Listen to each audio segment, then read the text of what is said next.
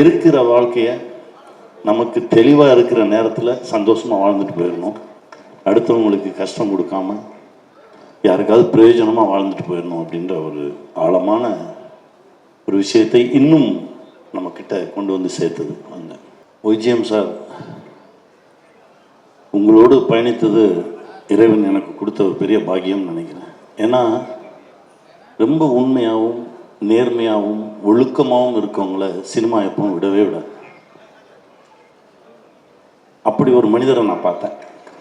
அப்படி ஒரு மனிதரோடு பயணப்பட்டது ரொம்ப சந்தோஷமாக இருந்தது. அதாவது நேரத்துக்கு கொடுக்குற மரியாதை இருக்குல்ல. இப்போ மதுமம் கிளம்புனாங்க, கரெக்டாக டைம் பார்த்துட்டு கிளம்பியாச்சான்னு சொல்லி வாட்சை பார்த்துட்டு போயாச்சுன்னதுக்கப்புறம் தான் ரிலாக்ஸாக உட்காந்து நான் சார்ட்ட சொன்னேன், ஜேபி சார்ட்ட, இதுதான் சார் இருக்கேன். இதுதான் நம்மளை இழுத்து பிடிச்சிக்கிட்டே இருக்கும்.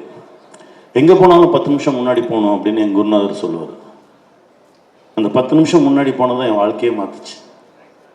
நாடோடிகள் கதை சொல்ல போகிறேன். 10 மணிக்கு எனக்கு நேரம் கொடுத்துருக்காங்க.